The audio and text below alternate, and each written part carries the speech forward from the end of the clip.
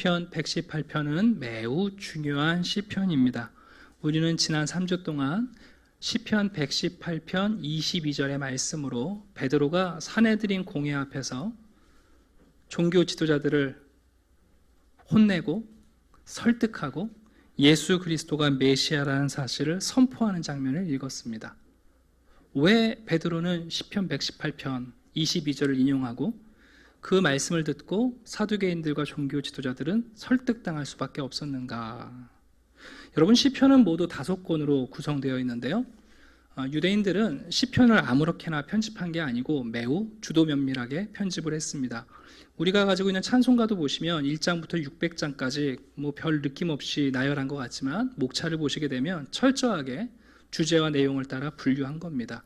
그런 것처럼 시편도 유대인들이 모세 오경을 따라 모두 5권으로 편집을 했습니다. 그런데 첫 번째 책의 요약은 시편 18편이고요. 5번째 책의 마지막 요약이 시편 118편입니다. 그러면 나머지는 뭐냐? 118편과 119편은 사실은 하나의 시편이고요. 120편부터는 성전에 올라가는 노래, 그리고 나머지 시편은 할렐루야 찬양이라고 해서 우리 찬송가로 말하면 교동문에 해당됩니다. 이해가 가시죠? 그러니까 우리가 읽은 시편 118편은 사실은 시편의 결론입니다. 그리고 이 시편의 결론이 감사시 또는 제왕시 또 메시아 예언시로 요약이 되는데, 이 메시아와 그 다음에 119편이 하나님의 말씀에 대한 찬양이 꼭 붙어 있어요. 이 얘기는 뭐냐 하면 장차 오실 우리의 구원자 메시아는 하나님의 말씀과 분리할 수 없는 관계에 있다는 것을 우리에게 가르쳐줘요. 이게 시편이 구성으로 우리에게 전하는 메시지예요.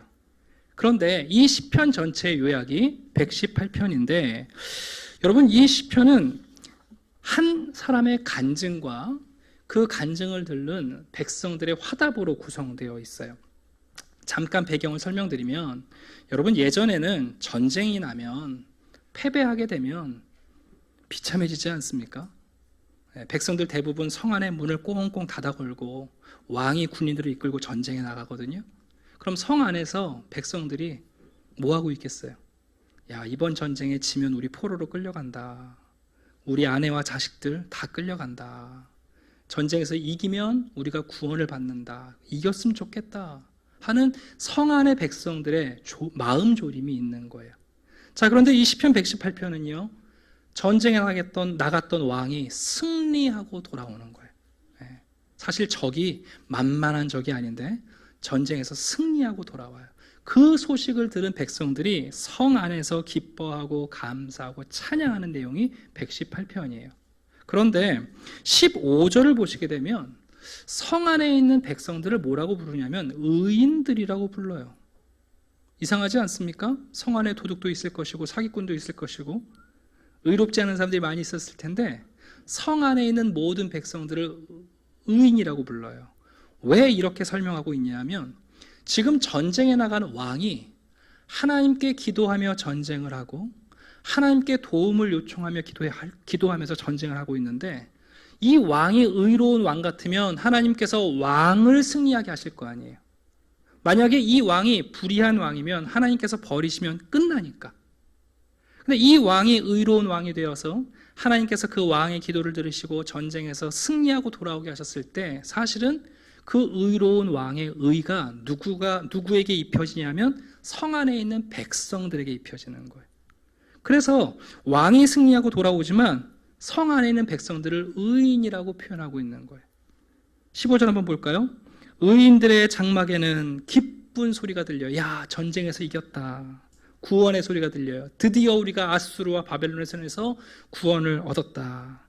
여호와의 오른손의 권능이 왕을 도우셨다 하고 찬양하는 거예요. 자, 그러면 지금까지 성문을 꼭꼭 닫아놨는데 이제 개선 행렬이 오면 어떡할까요? 성의 문을 다 열겠죠. 그 내용이 바로 19절부터 나와요. 의의 문들을 열지어다. 이제 의로운 백성들은 더 이상 겁나가지고 문을 닫아 걸지 않아도 돼요. 문을 다 여는 거예요. 그럼 왕이 말을 타고 승리의 행진하고 들어오죠. 근데 그 왕이 그냥 왕이 아니라 이 전쟁이 누구의 힘으로 이겼는지를 간증해요. 내가 잘해서 이긴 게 아니라 하나님께서 도우셨다. 그래서 그 왕과 백성들이 전부 다 20절 성전으로 가는 거예요. 이 전쟁은 왕이 잘해서 그런 게 아니다. 백성들이 무슨 물자를 잘 지원해서가 아니다. 하나님이 기가 막히게 우리를 승리하게 하셨다 하고 왕과 백성들이 열려진 성문을 들어와서 성전의 문을 열고 들어가서 예배하는 장면이 이 시편의 모습입니다. 자, 그런데 이 시편에는 그 전쟁에 참여했던 왕일 수도 있고 어떤 구원자일 수 있는 사람의 간증 세 가지와 그 간증에 대한 화답으로 구성이 되어 있습니다. 자, 첫 번째입니다. 먼저 5절부터 7절을 보게 되면 이 간증자가 이렇게 얘기합니다. 여호와께 감사하자. 왜냐하면 그 인자하심이 영원하시기 때문이다. 한번 5절 보시겠어요? 내가 고통 중에 부르짖었는데 여호와께서 응답하셨다. 내가 코너에 몰려가지고 하나님 도와주십시오 기도했는데 나를 넓은 곳에 자유롭게 하셨다. 여러분, 아무리 교회에서 간절하게 기도하려고 해도 잘 안 돼요. 그런데 병원 응급실 앞에 가서 기도하면요, 소란스러운데도 기도가 잘 돼요. 여러분, 전쟁터에서 기도를 하니 얼마나 간절했겠어요? 근데 하나님께서 그 기도에 응답하셨다는 거예요. 그래서 계속해서 얘기하죠. 여호와가 내 편이시라. 내가 두려워하지 않는다. 사람들이 나를 어떻게 할까? 여호와가 내 편이 되사 나를 돕는 자 중에 계시니 여호와께서 나를 미워하는 사람들에게 보응하는 것을 내가 보았다. 이게 첫 번째 간증이에요. 내가 전쟁에 나갔는데, 내가 위급했는데, 내가 하나님께 기도했더니 하나님께서 내 기도를 들어주시더라. 거기서 내가 하나님의 응답을 받았다. 전쟁에 나갔던 사람이 간증하는 거죠. 자, 그랬더니 회중이 화답을 합니다. 8절부터 9절입니다. 맞다. 여호와께 피하는 것이 사람을 신뢰하는 것보다 낫고 여호와께 피하는 것이 방백들을 신뢰하는 것보다 낫다. 여러분은 지난 한 해 동안 하나님께 어떻게 기도를 많이 하셨나요?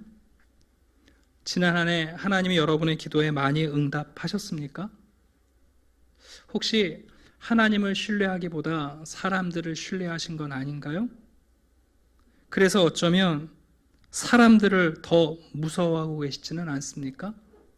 아니면 여러분의 기도에 응답하신 하나님을 경험해서 하나님이 여러분을 돕는 자라는 사실을 확신하고 계십니까? 이 간증자가 말합니다. 우리 하나님께 감사하자. 그분이 내 기도를 들으셨다. 그 간증을 듣고 말하는 거죠. 맞다. 하나님을 신뢰하는 것이 사람을 신뢰하는 것보다 낫다. 자, 이 간증자가 두 번째 간증을 합니다. 10절과 14절 한번 볼까요? 문나라가 나를 애워쌌다. 전쟁에 나가봤더니 적이 연합군이더라. 여러분, 1대1로 싸워도 만만치 않은데 1대100이에요. 문나라가 나를 애워쌌다. 나를 겹겹이 포위했다. 정말 여러분, 이거 어려운 전쟁 아닙니까? 그런데 두 번째 간증은 이거예요. 그런데 여호와의 이름으로 그들을 끊으셨다. 그들이 우리를 포위하고 애워쌌는데 여호와의 이름으로 그들을 끊으셨다. 그들이 벌떼처럼 나를 애워쌌는데 하나님께서 어디서 하늘의 불을 가지고 와서 그 벌들의 불감아 가시덤불같이 타서 없애버리셨다. 또 여러분, 가장 무서운 적은 어디인 줄 아세요? 가까이 있잖아요. 멀리 있는 적을 걱정할 게 아니라 스파이들이 있잖아요. 그 왕의 바로 옆에 나를 밀쳐 넘어뜨리려는 간첩이 있는 거예요. 그런데 나를 밀쳐 넘어뜨려 하였으나 여호와께서 나를 도우셨다. 두 번째 간증은 이거예요. 내가 꼼짝없이 묶여서, 내가 꼼짝없이 갇혔는데 여호와께서 그것들을 끊으셨다. 끊으셨다. 그 간증을 듣고 백성들이 또 화답합니다. 여호와의 오른손의 권능의 힘이다. 어떤 연합군이 올지라도 여호와의 오른손이 높이 들려서 그 권능으로 너를 도우셨다.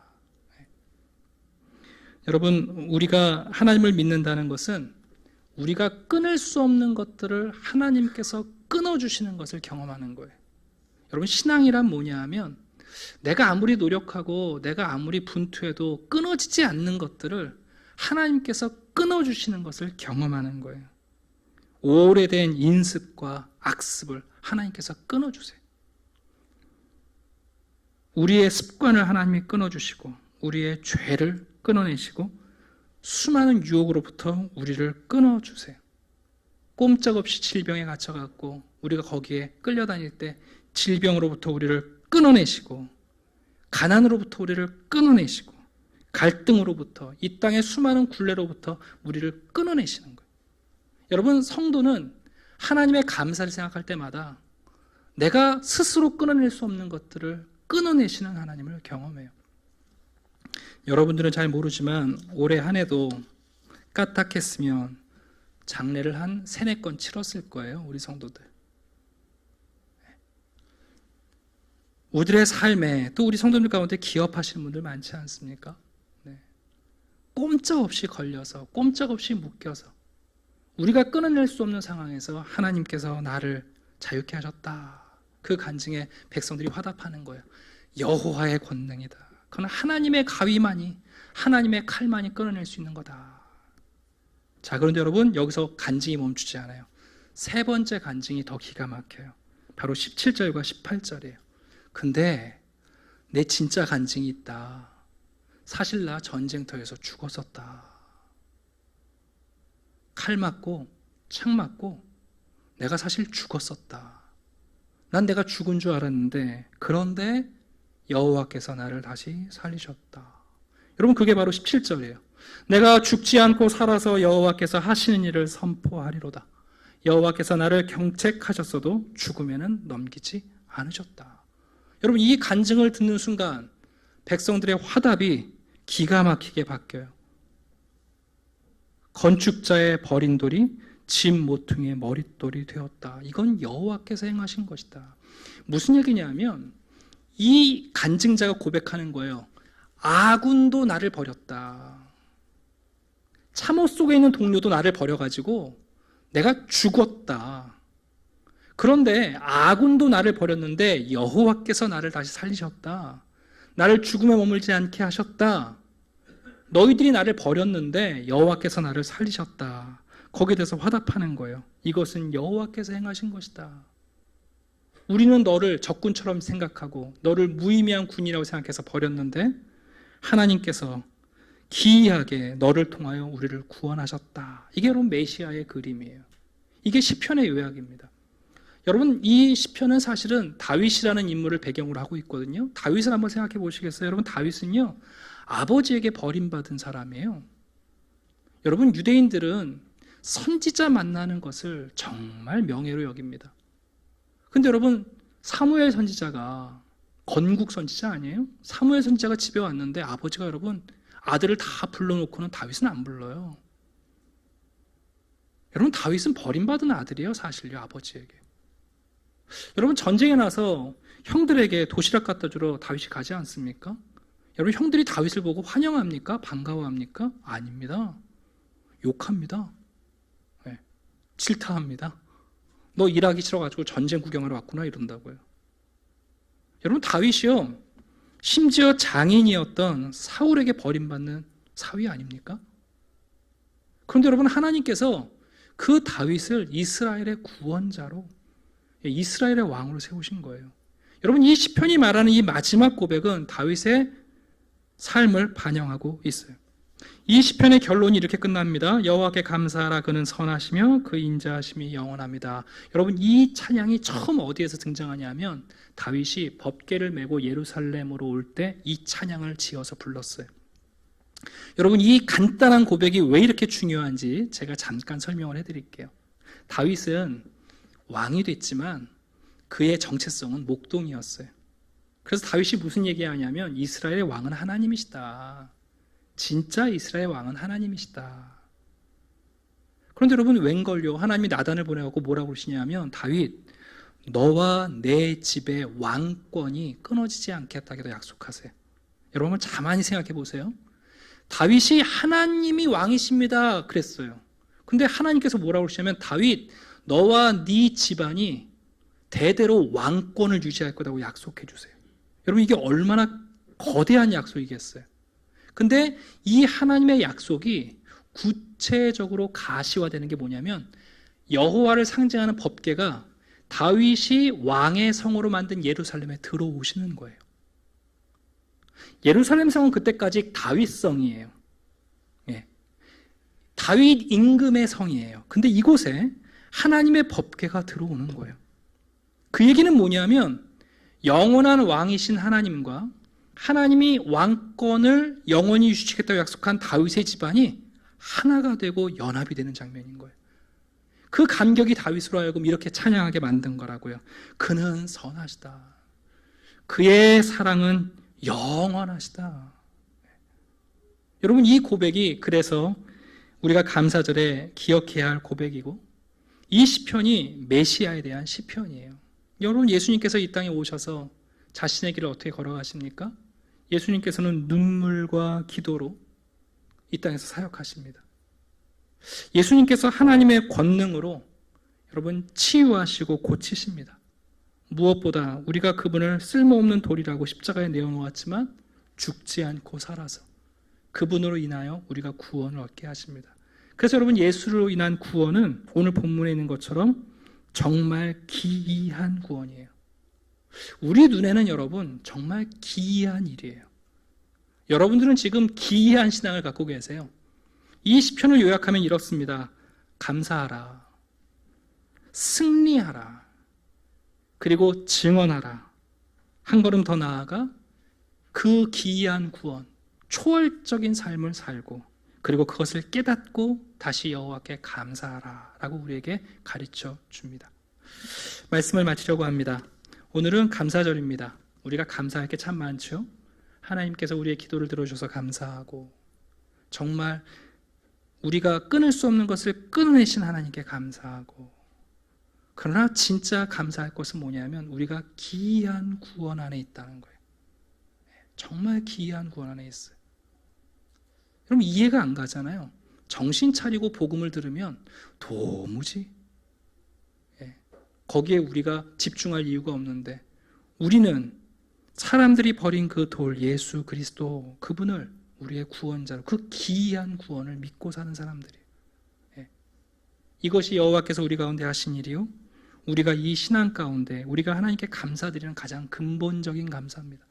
성도들은 남들보다 조금 더 잘 살게 돼서 감사하지 않습니다.